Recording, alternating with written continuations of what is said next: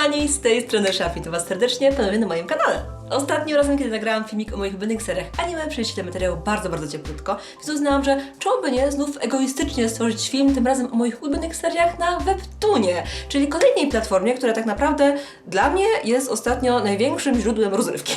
I nie, ten film absolutnie nie jest w żaden sposób sponsorowany. Słuchajcie, ja naprawdę po prostu czytam ostatnio bardzo dużo różnych serii na Webtoonie i uznałam, że dlaczego więcej osób nie wie o tej cudownej platformie, o tych właśnie cudownych komiksach od artystów, którzy no nie są aż tak bardzo znani jak my, różni mangacy, ale ciągle te serie są naprawdę wciągające i fajne, więc czemu by nie Wam właśnie o nich opowiedzieć dzisiaj. Zrobiłam sobie również taki warkoczyk mamy, która ma zaraz umrzeć w anime, więc myślę, że mój look jest dzisiaj naprawdę dość weebowski. Ale po kolei, czym jest Webtoon i jak w ogóle ja na to wpadłam? Platforma Webtoon jest to taka aplikacja na telefon, po prostu również przeglądarkowa strona, gdzie możecie wejść i przeczytać naprawdę setki cudownych komiksów, fanowskich komiksów właśnie za darmo. Ta platforma wywodzi się z Korei, oczywiście później się rozrzuca na inne kraje, na przykład właśnie wersję francuską, angielską, niemiecką, także można przeczytać te komiksy w różnych wersjach językowych, ale oczywiście na tej wersji koreańskiej, oryginalnej jest ich najwięcej i jakby stamtąd możecie się spodziewać, jakie serie przepłyną potem na wersję angielską. To, co wyróżnia komiksy na Webtoonie, jest ich forma, ponieważ faktycznie zazwyczaj kiedy mamy w głowie komiks, jest to na przykład właśnie manga czy komiks amerykański i jest to forma książkowa, wiecie, mamy na stronie parę różnych kadrów poukładanych od lewej czy od prawej, w zależności właśnie czy to manga, czy manhwa, czy komiks amerykański i w taki sposób właśnie te komiksy sobie możemy czytać, a w przypadku Webtoona są one ustawione po prostu od góry do dołu, tak jakbyśmy po prostu właśnie scrollowali sobie je na komórce. Taka inna niż zazwyczaj konfiguracja kadrów naprawdę pomaga połączyć te właśnie rysunki, te kadry między sobą w bardzo różny, inny sposób od tego właśnie, jak się przyzwyczaiłam właśnie w mandze, w anime i w ten sposób dla mnie już samo to medium jest w jakiś sposób bardziej ciekawe i innowacyjne. Dodatkowo każdy twórca na Webtoonie ma bardzo indywidualny, artystyczny styl rysowania, przez co żadna z tych serii się nie powtarza, nie jest taka identyczna, właśnie bardzo podobna do siebie, te historie są inaczej prowadzone, rysunki są inne, gama i paleta kolorów jest inna, przez co naprawdę te serie nam się nigdy nie nudzą. Mamy serie sci-fi, boy love, thrillery, romanse, słuchajcie, naprawdę jest tego ogromna ilość i wydaje mi się, że każdy, kto po prostu szuka jakiegoś konkretnego stylu, coś dla siebie znajdzie. Ja nie będę ukrywać, jestem typową babą i przyciągnęły mnie po prostu romanse, a konkretnie jeden z nich, który nazywa się Sub-Zero, który właśnie poleciła mi moja koleżanka Alice i w ten sposób po prostu wsiąkłam w ten cudowny świat tych komiksów na Webtoonie. No ale okej, pewnie ta bardziej przeciwna część moich widzów właśnie zapyta, ale okej, Ola, masz tutaj super dużo komiksów fanowskich, które są za darmo i bardzo dobrej jakości na jakiejś aplikacji, to w jaki sposób ta platforma zarabia? Już opowiadam. Na Webtoonie jest system coinsów, który sprawia, że niektóre odcinki tych komiksów są po prostu za darmo i one wychodzą co tydzień, konkretnego dnia tygodnia określonego właśnie przez twórcę, ale możecie płacąc te 5 coinsów dotrzeć do odcinków, które są jeszcze jakby niepubliczne, są właśnie za tym paywallem i w taki sposób możecie być troszkę, jakby znać tą historię troszkę szybciej niż inni, ale musicie za to płacić. I to niestety jest skuteczne. Ja sama, kiedy zaczynałam czytać Webtoony, powiedziałam sobie nie, Ola. Not today, Satan. Not today. Nie będziesz wydawać ani złotówki na tą aplikację w komórce. Co ty, kurde, nie masz na co innego kasy wydawać? Po czym pojawiły się te serie, które były naprawdę bardzo ciekawe. I chciałam wiedzieć, czy ta para będzie razem, co się stanie, czy oni się pocałują, czy co? I wydałam. I tak wsiąkłam.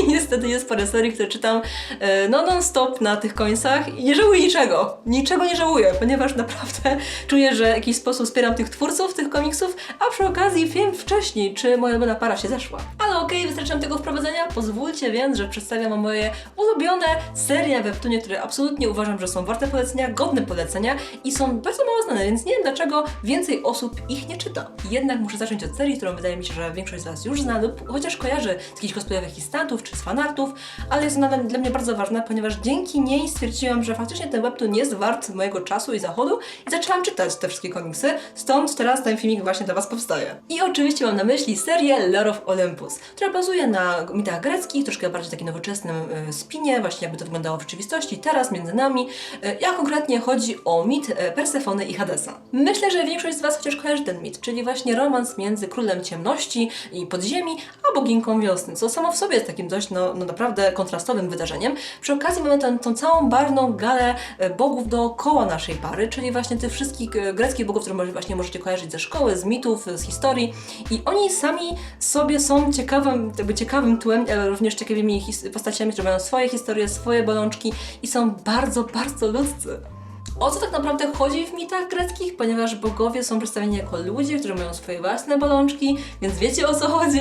Jest to bardzo ciekawa seria, która porusza nie tylko tematy lekkie, jakim jest romans, ale również dość cięższe sprawy, jak na przykład zdrady w małżeństwie, jakieś problemy właśnie związkowe, kwestie nadużycia alkoholu, narkotyków, gwałt. No to wszystko jest w tej serii i jest absolutnie mega ciekawe. Ale to, co mnie absolutnie urzekło w tym webtoonie, jest to, jak jest on rysowany.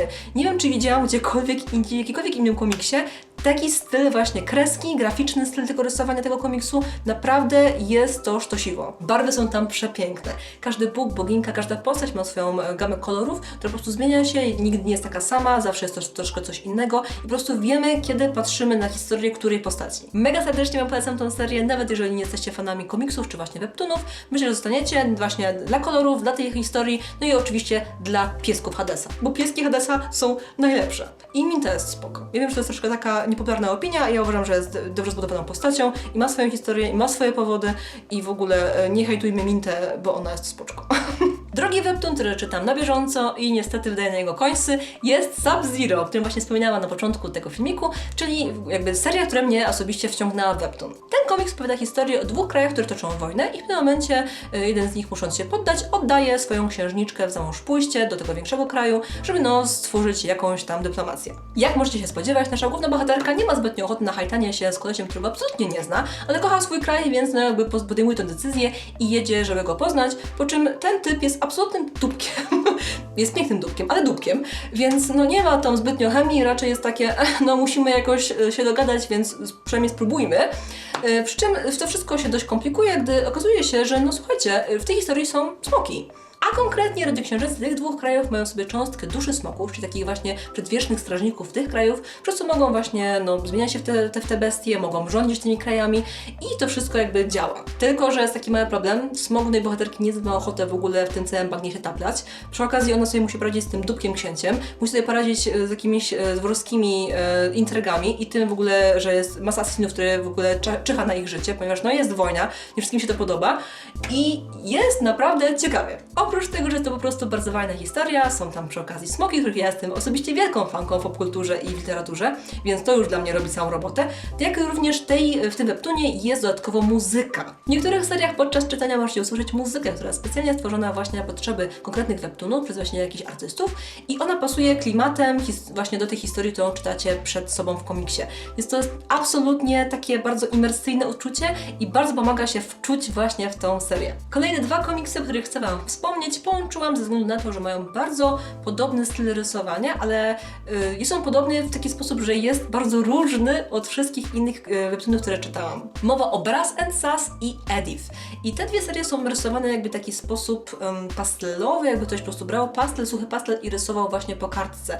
Ja oczywiście nie jestem artystą, więc nie mam pojęcia jak to jest stworzone, ale sam efekt jest naprawdę bardzo uroczy. Tła i cieniowanie są dość oszczędne w porównaniu do innych webtoonów, które widziałam na tej platformie, ale ciągle ten styl rysowania jest naprawdę bardzo ujmujący i osobiście mi się bardzo podoba. Jeżeli chodzi o Edith, to jest to historia pisarki, która tworzy swoje książki, bardzo się temu poświęca, jednocześnie nie będąc zadowolona, gdzie jest w życiu, w jakim miejscu w życiu jest.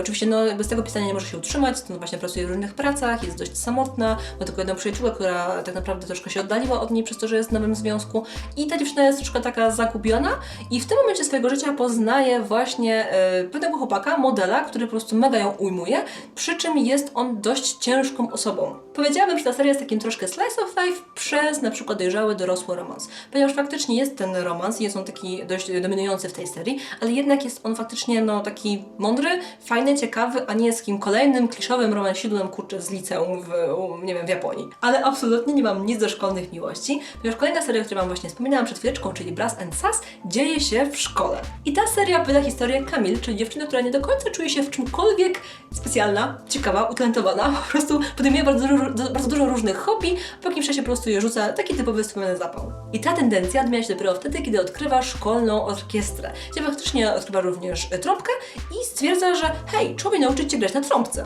Ta seria była dla mnie naprawdę bardzo fajnym powodem świeżości, ponieważ nasza bohaterka faktycznie musi pokonać jakieś trudności, swój charakter, swoje lenistwo i zacząć właśnie tworzyć, działać, grać, uczyć się, co jest naprawdę bardzo ciekawe i pokazuje, że jest to troszkę inna historia niż kolejny romans. Kolejną serią, którą koniecznie chcę Wam pokazać, jest True Beauty. I ta seria faktycznie dzieje się w Korei, jakby te postacie są koreańskie, te wszystkie odniesienia są właśnie z Korei, ta popkultura, tam wszystko. To ogólnie jest no dość takie relatywne, jeżeli ktoś z Was właśnie lubi K-pop, ogarnia w ogóle właśnie koreańskie dramy, to raczej od razu poczujecie klimat tej serii. Jest to historia dziewczyny, która przez całe życie była po prostu no niezbyt urodziwa. Jej twarz nie była zbyt piękna, zwłaszcza w standardach koreańskich, przez co bardzo się męczyła, miała dużo właśnie problemów w szkole i w pewnym momencie uznała, że czas to zmienić i zaczęła się po prostu bardzo dobrze malować. Opanowała sztukę makijażu do takiej perfekcji, że praktycznie nikt nie może je poznać jakby z i bez makijażu. Stąd ludzie myślą, że są to po prostu dwie różne osoby. Przy okazji jest dwóch bardzo uroczych i przystojnych jegomościów, którzy kręcą się wokół naszej głównej bohaterki, przy okazji sprawiając, że ona musi unikać ich nawzajem, będąc w makijażu lub bez makijażu i to w ogóle jest bardzo śmieszna historia. Jest tam ogromna ilość memów, memiczków, słuchajcie, jakichś śmiesznych anegdotek, właśnie odwołań do K-popu, także naprawdę można skisnąć, przy okazji ciesząc swoje oczy naprawdę bardzo ładną kreską. A mówiąc o ładnej kresce, nie mogłabym nie wspomnieć o Midnight Poppyland. To jest akurat seria, która no, wydaje mi się jest dość podobna graficznie, jeżeli chodzi właśnie o True Beauty, ponieważ no, ogólnie ten styl rysowania jest taki bardzo realistyczny, taki hiperrealistyczny, postacie są naprawdę bardzo ładnie zrobione, te kolory, cieniowanie, wszystko jest naprawdę w swoim miejscu. A przy okazji Midnight Poppyland jest jedna postać, która tak naprawdę przyciągnęła do tej serii, ponieważ jest moim imiennikiem, nazywa się Tora i ten facet jest naprawdę taki. Moje drogie panie i panowie, nie dyskryminuję nikogo, jeżeli macie ochotę nacieszyć swoje oczy naprawdę przepięknym panem z Webtoona, to polecam Midnight Poppyland i Torę. To jest naprawdę cacuszko. Przy okazji Tora jest w mafii. I tak się akurat złożyło, że nasza główna bohaterka w jakiś sposób wpada w posiadanie notatnika, który może mieć dowody na morderstwo właśnie w szeregach mafii. Nasz przystojniak próbuje odzyskać notatnik, przy okazji próbując nie eliminować naszej Bogu ducha winnej bohaterki, ponieważ tak naprawdę no nic mu nie zrobiła, a on po prostu potrzebuje tych dowodów. I tak się jakoś złożyło, że ona mu się podoba, a ona pracuje w wydawnictwie i wydaje książki jego szefa, który jest mafiozem i w ogóle to wszystko się łączy i jest super śmieszne i super urocze i naprawdę Wam serdecznie to polecam. Nawet jeśli nie dla historii, to zróbcie to po prostu dla Tory i dla jego apsów. Naprawdę polecam.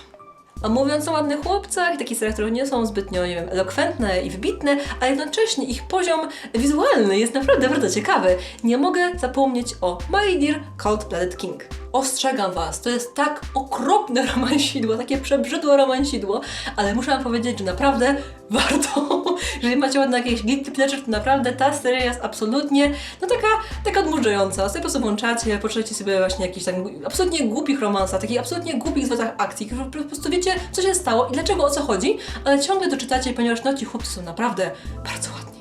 I o dziwo główna bohaterka nie jest głupia. Serio, to jest dość szokujące w takich seriach, ponieważ zazwyczaj takie typowe romansidła mają bardzo przewidywalną i bardzo nudną bohaterkę, taką właśnie female lead, a ta naprawdę jest dość ciekawa i taka no, wydaje mi się, że nie jest źle zbudowana. Jest to seria o romansie na dworze królewskim, także możecie się spodziewać tam po prostu bardzo fajnego króla, księcia, fajnych bodyguardów i żołnierzy, na których po prostu bardzo dobrze jest patrzeć.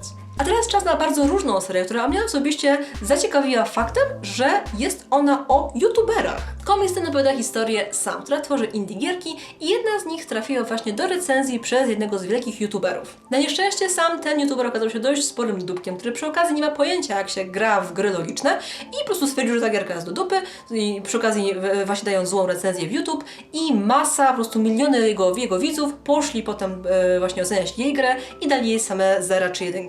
Nie dość, że cały projekt naszej bohaterki spadł z rowerka, ponieważ jakiś youtuber był po prostu debilem, nie wiedział jak się gra w gry, to co gorsza, ten sam youtuber przeprowadził się w jej okolice i mieszka dosłownie drzwi.